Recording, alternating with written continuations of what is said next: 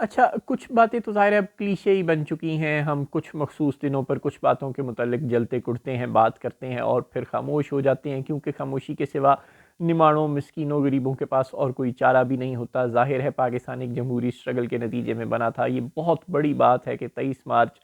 کو ایک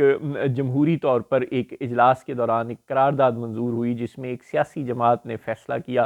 کہ اس نے آج سے پاکستان بنانے کے لیے کوشش کرنی ہے، اور پھر 7 سال وہ سیاسی جماعت جمہوری کوششیں کرتی رہی، جلسے نکالتی رہی، جلوس نکالتی رہی، ریلیاں نکالتی رہی، انتخابات میں حصے لیتی رہی اور اسمبلیوں میں قراردادیں پیش کرتی رہی، اور اسمبلیوں کے اندر اور باہر ایک جمہوری اسٹرگل 7 سال تک کرتی رہی، جس کے نتیجے میں پاکستان وجود میں آیا تھا۔ اور 23 مارچ بالخصوص 23 مارچ 1940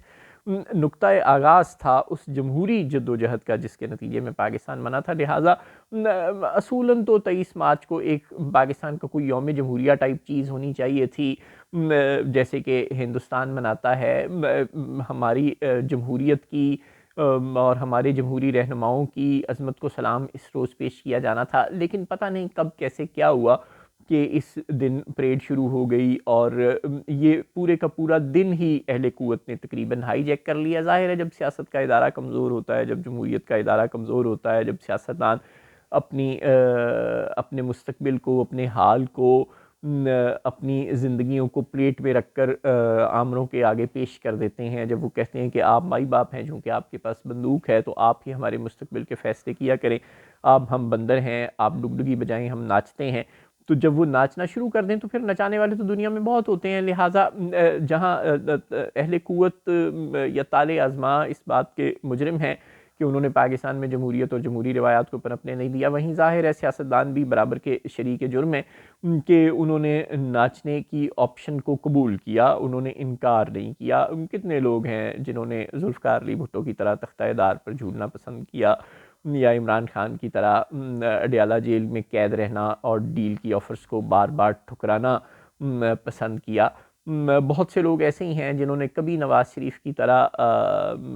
اٹک قلعے میں قید ہونا پسند کیا اور کبھی ڈیل کر کے باہر بھاگ جانا پسند کیا، اور بہت سے لوگ ایسے بھی ہیں جنہوں نے شہباز شریف کی طرح ہمیشہ ڈیل کرنا ہی پسند کیا۔ تو یہ جو دو طرح کے سیاستدان ہیں، یعنی ایک طرح کے سیاستدان شہباز شریف جیسے جنہوں نے ہمیشہ ڈیل کرنا پسند کیا، اور دوسری طرح کے سیاستدان نواز شریف جیسے جنہوں نے کبھی ڈیل اور کبھی ووٹ کی عزت کو پسند کیا، لیکن ایک مستقل مزاجی کا رویہ نہ اپنا سکے۔ ہاں، ذوالفقار علی بھٹو جیسی مثالیں، بے نظیر بھٹو جیسی مثالیں ذرا پاکستان کی تاریخ میں کم ہیں، جنہوں نے تختہ دار پر جھولنا یا گولی کھانا پسند کی لیکن کوئی بہت بڑے کمپرومائز کرنے پسند نہیں کیے۔ یہ ٹھیک ہے کہ ذوالفقار علی بھٹو صاحب کی زندگی کا آغاز، سیاسی زندگی کا آغاز طالع ازماؤں کی چھتری تلے ہوا، ایوب خان کا وہ ڈیڈی والی کہانی اور وہ سب کچھ، اور جو ان کا پولیٹیکل فیس بنایا وہ ظاہر ہے بھٹو کے ایوب خان کے وزیر کی حیثیت سے، یا اس سے پہلے بھی جو سو کالڈ قسم کے نیم طالع ازما قسم کے لوگ تھے major general Sikandar Mirza type, ان لوگوں کے ماتحت ان کے زیر سایہ اقتدار کی راہداریوں میں جگہ پانا اور وہ سب کچھ وہ بالکل تھا، لیکن بعد میں بہرحال انہوں نے ایک ڈیموکریٹ کے طور پر کام کیا، اور جب انسان ہے تو انسان میں تو اچھائیاں بھی ہوتی ہیں، برائیاں بھی ہوتی ہیں، اور بھٹو صاحب کے بھی ایک ظاہر ایک انسان تھے، ان میں بھی اچھی بری باتیں موجود تھیں لیکن اچھائیاں بھی بہت تھیں، اور ان کے کریڈٹ پر بہت کچھ ہے، انہوں نے پاکستان کو بہت کچھ دیا۔ وہ آئین جس کی ایک بہت بڑی مثال ہے، 71 میں پاکستان کو اتنے بڑے کرائسس کے بعد سنبھالنا ان کی ایک بہت بڑی کاوش ہے۔ پاکستان میں ایٹامک انرجی کے ادارے سمیت بہت سے بڑے بڑے ادارے، اسٹیل مل اور بہت سے بڑے بڑے اداروں کا قیام، اور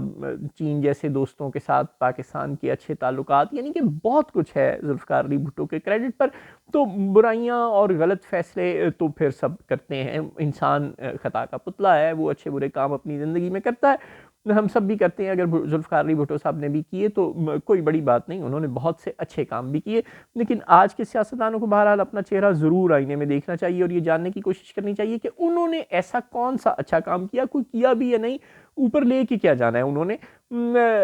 ٹھیک ہے کہ اب ظاہر ہے آصف زرداری صاحب چونکہ صدر پاکستان ہیں، چاہے وہ بھٹو کے داماد سے ہی، لیکن انہوں نے مسلح افواج کے جوانوں اور افسروں کو تو دینے تھے نا اعزازات۔ 23 مارچ تھا، انہی کا دن ہے، ہمارا تو اس دن سے ظاہر ہے اب کوئی تعلق ہی نہیں ہے، ہم تو سرنڈر کر چکے ہیں نا۔ سیاستدان تو یا جمہوری لوگ تو یعنی سویلینز تو اپنا سب کچھ سرنڈر کر چکے ہیں اہل قوت کے آگے، لہٰذا ہمارے پاس تو آصف زرداری جیسے، بلاول بھٹو زرداری جیسے کمپرومائزڈ سیاستدان ہیں، انہوں نے اب 23 مارچ کو زندہ رہنا تھا، تو مسلح افواج کے افسروں جوانوں کو تو انہوں نے اعزازات دینی تھے، اور ویسے ان کا حق بھی ہے، ظاہر ہے وہ قربانیاں دیتے ہیں مادر وطن کے لیے، خاص طور پہ دہشت گردی کے خلاف جنگ جب سے جاری ہے تو ہمارے بے شمار افسروں جوانوں نے، بالخصوص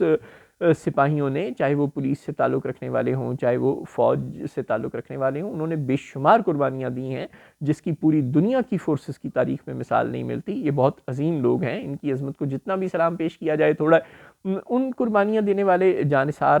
سرفروشوں کو تو اعزازات دینے ہی تھے صدر مملکت نے۔ ساتھ انہوں نے کہا کہ چلو میرا دا لگیا ہے تے میں ایویں کراں کہ اپنے خاندان تے اپنی کانسٹیچوئنسی نو بھی خوش کر دیاں۔ انہوں نے اپنے خاندان کو یا اپنی کانسٹیچوئنسی کو یا بھٹو خاندان کو پتہ نہیں کس کو خوش کرنے کے لیے یا نمبر بنانے کے لیے یا خبروں میں آنے کے لیے ذوالفقار علی بھٹو کو بھی بعد از وفات نشان پاکستان عطا کر دیا۔ بڑی مہربانی۔ اب پتہ نہیں بھٹو کی روح کو آصف زرداری سے نشان پاکستان لیتے ہوئے کیسا لگ رہا ہوگا، اور پتہ نہیں ان کی صاحبزادی صنم بھٹو کو، جو کہ اب ذوالفقار علی بھٹو صاحب کے 4 بچوں میں سے اکلوتی بقید حیات ہیں، اللہ ان کو عمر خضر و نو عطا کرے، پتہ نہیں ان کو اپنے ابا کے لیے، اپنے ابا جیسے عظیم رہنما کے لیے اپنے بہنوئی سے یہ والا ایوارڈ لیتے ہوئے کیسا لگ رہا ہوگا۔ پتہ نہیں بلاول بھٹو کی کیا فیلنگز ہوں گی۔ چلیں ذوالفقار علی بھٹو صاحب کی تو بیچاروں کی عالم ارواح میں جو بھی فیلنگز ہوں گی، لیکن بلاول بھٹو کی پتہ نہیں کیا فیلنگز ہوں گی۔ وہ شرمندہ ہو رہے ہوں گے کہ وہ ایک کمپرومائزڈ قسم کے وزیر خارجہ رہے، کمپرومائزڈ حکومت میں وہ رات کی تاریکیوں میں اقتدار پر شب خون مارنے والے جتھوں میں شامل رہے، اور اب بھی وہ ایک سلیکٹڈ حکومت کا حصہ ہیں، سلیکٹڈ حکومت ان کی جماعت کی، یعنی کہ ذوالفقار علی بھٹو کی جماعت کی بیساکھیوں پر صرف ان کی وجہ سے کھڑی ہے۔ اب وہ صرف تالے آزماؤں کے اشاروں پر ناچنے والے کٹ پتلیوں والا کردار ادا کرتے ہیں، جو وہ عمران خان کو کہا کرتے تھے کہ وہ سلیکٹڈ ہے اور پپٹ ہے۔ آج وہ سلیکٹڈ پلس اور پپٹ پلس سے بھی کئی گنا آگے کا کردار ادا کر رہے ہیں، اور وہ بھی اپنے لیے نہیں، شہباز شریف کے لیے۔ یعنی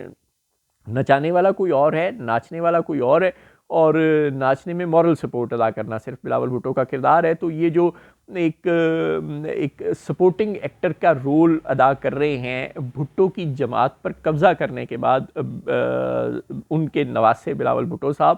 اور پھر اپنے ابا سے